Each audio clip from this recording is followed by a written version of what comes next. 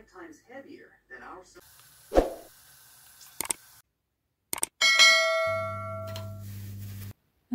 আলাইকুম, welcome to my channel. আশা করাম আপনারা যে যেখান থেকে দেখা ভালো আছেন। আলহামদুলিল্লাহ আমরাও ভালো আছি। আজকে আপনারা লাগিল এলাম নতুন দুইটা রেসিপি, আশা করাম আপনার কাছে ভালো লাগবো। সো ম্যাকরুল মাছের একটা রেসিপি থাকবো, আর হয়েছে কিয়া ডাল দি ডাইলর বড়া অথবা ডাইলর পেঁয়াজও হয় যেন একটা বানাইমু। সো ম্যাকরুল মাছ লই লিলাম আস্তে একটা কয়েক পিস আমি বিরান করে লইছি। সো বিরান হলে রান্না আর কি। তারপর আমি শুকনা মরিচও লইছি দুইটা, আপনারা চাইলে বেশিও দিতে পারবা। পেঁয়াজ রাখছিলাম আটটা ছোটো ছোটো করিয়া, আর হয়েছে গিয়া বাহরের পাতা। তো আমি এখন যেটা করবো পেঁয়াজগুলার উপরে আর কি একটু লবণ দিলাম ছিটাইয়া, আর মাইক্রোওয়েভও দিলাম 1 মিনিটের লাগি।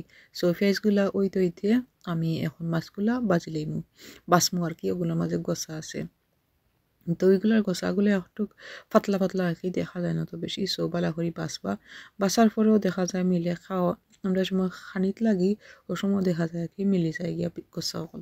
তো একটু সময় লাগে ইয়া বাসবা, বাসলে সবগুলা গোসা আর কি যাইব কি। সো মাছ বাসা তো আর শেষ হয়ে গেছে কি এখন, আর আমি যে পেঁয়াজ রাখছিলাম মাইক্রোওভেনও, তো ওগুলো রেডি হয়ে গেছে গিয়া। তো এখন আমি যেটা করবো গিয়া পেঁয়াজগুলারে বালা করি মিক্স করবো বা মাখাইমু। তো ওলা যদি ফেসটা আমরা করতাম পারি, ফেস বালাটিকে মাখাইয়া অথবা খসলাইয়া আমরা ফেজের যে পানি আছে ওগুলা বাহরমু খেরাল্লা খান। তো এই পানিগুলা গেলে কি আর কি ফেসটা বেশি জোর থাকবো আর কি, তো শক্ত শক্ত থাকবো, আর চাটনিটা একটু জোরজোরা টাইপের হয়ে যাইব। তো খাইতে তেমন একটা বেশি মজা লাগে না। তো আগে আমি যেটা করতাম সবগুলা জিনিস এখানে খড়িয়া জাস্ট মাখাইয়া তার উপর খাই দিতাম, তেমন একটা মজাও লাগতো না, আর একটু জোরজোরা টাইপ লাগতো। তো আমার আম্মা কি ওলা করেন, তো আমার শিখিয়ে দিছিল এতদিন ওলা করতাম। তো আমি এখন নাকিও আজকে সেকেন্ড টাইম ওলা করলাম। তো মাশাআল্লাহ অনেক বেশি আর কি মজা হয়েছিল, অনেক বেশি টেস্টি হয়েছিল গিয়া। তো দেখা পারা কতটুকু পানি বার হয়েছে। তো যতটুকু পানি তো বাহরের লেছি এন্ডে যে যতগুলো আছে কিন্তু আমি আর সিফরাম না, একটু হালকা পানি রেখে দিব আর কি, তাতে করিয়া যে ভাইটামিন আছে ফেজের মাঝে ওগুলো একটু চাটনির মাঝে গিয়া এড হয়ে গেল। তো আগে আমি পানিগুলো ফালাইয়া দিলাম, আর এখন একে একে সবগুলা জিনিস বউলের মাঝে লই লইম। তো মাছ রাখা মাছাকে দিলাইলাম বউলের মাঝে, আর সবগুলা পেঁয়াজও দিলাইলাম।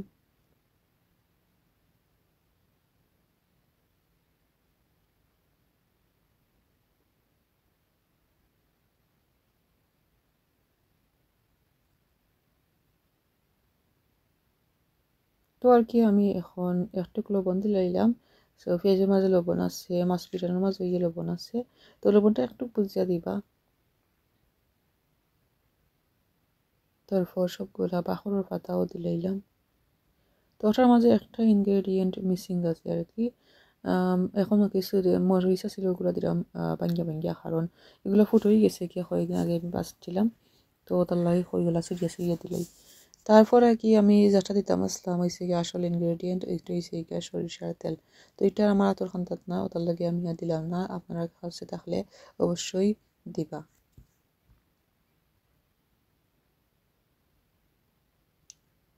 তো সবগুলা জিনিস আমি এখানেও দিলাম, মরিচও ভাঙ্গ হয়ে গেছে, আর এখন সবটা বালা করে মিক্স করে লইমু।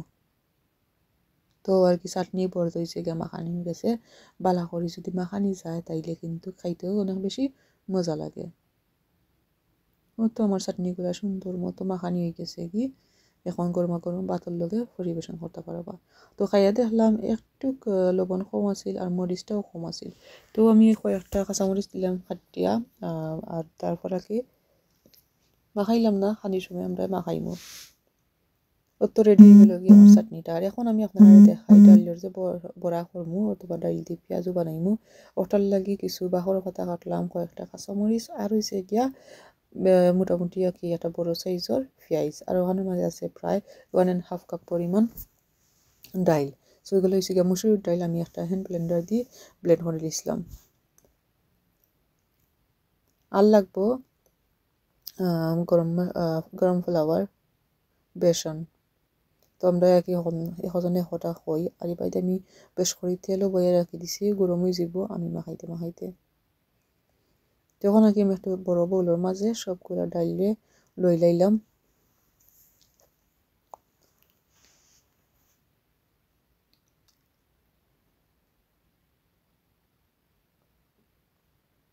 তো আর কি আস্তে আস্তে এখন আমি একে একে সব কয়টা ইনগ্রেডিয়েন্টস যেটা রেডি করছি ওগুলো দিলাম।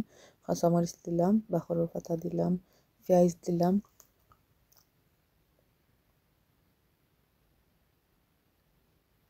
এরপর ওখানের মাঝে আমি দিমু 2 টিস্পুন হলুদের পাউডার,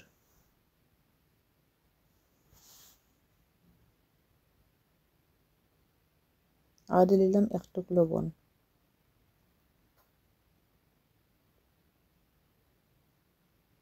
আর দিলাম বেসন হয়েছে কি আমি 4 টেবিল স্পুন দিলছি ওটার মাঝে।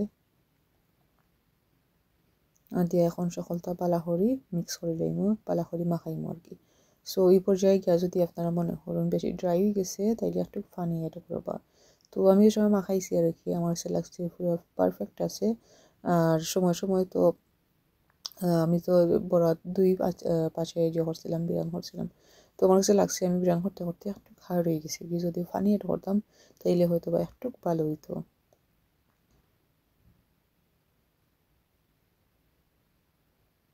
তো তারপর আর কি বালা করে সকলটা মাখাই লাইছি। আর এখন গরমা গরম তেলের মাঝে আর কি এখন আস্তে আস্তে দিমু। তো দিবার আগে আমি চেষ্টা করবো তেলটা চেক করে দিমু যে তেলটা পালা করে গরম হয়েছে নি না কিতা।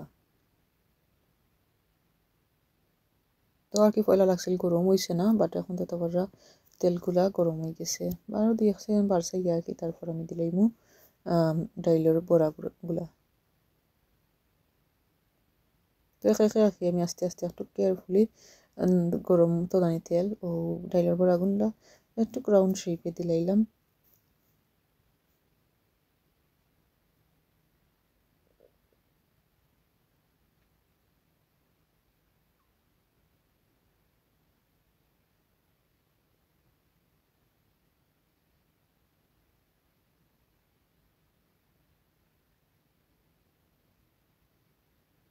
তো আর কি তেল গরম আছে, অত বেশি সময় লাগবে ইলাও না, একটু সময় লাগে সুন্দর একটা কালার আইবার লাগে। সো নিচে দিদি আবার সুন্দর কালার হচ্ছে।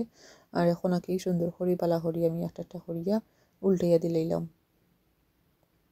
তো আমি এখন একটা খাইয়া দেখছিলাম আর কি, আমার কাছে একটু হার্ড লাগছে, যদি আমি একটু পানি এড করতাম হয়তো বা একটু বেশি নরম হইতো।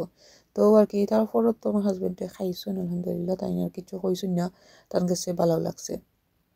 তো এখন টেস্টটা কি এখন এখন আমার কাছে এলাকান লাগে, তার কাছে এলাকান লাগে। তো এই জিনিসগুলো বেশিরভাগ সময় দেখা যায় রমজানও কিন্তু খাওয়া হয় গিয়া, খিচুড়ি চানা তারপরে ও পেঁয়াজিগুলা।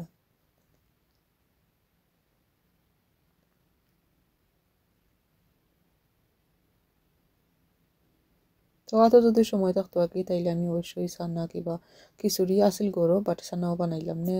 আর গুলা কি জাস্ট আমি বিকালের স্ন্যাক্সর লাগি বানাইছিলাম, আমার হাজবেন্ডেও খাইছিলাম।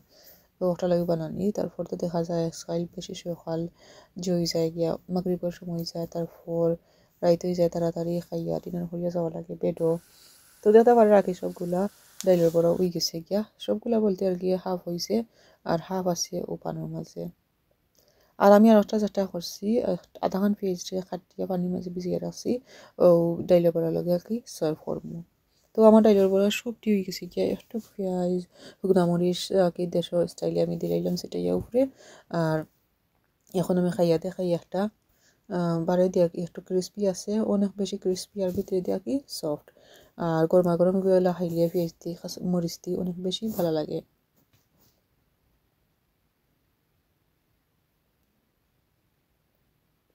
তো আগে আমি একটু পেঁয়াজ দিয়ে খাইয়া দেখছি, মজাও লাগছে, বাট কাঁচামরিচটা খাইছি না।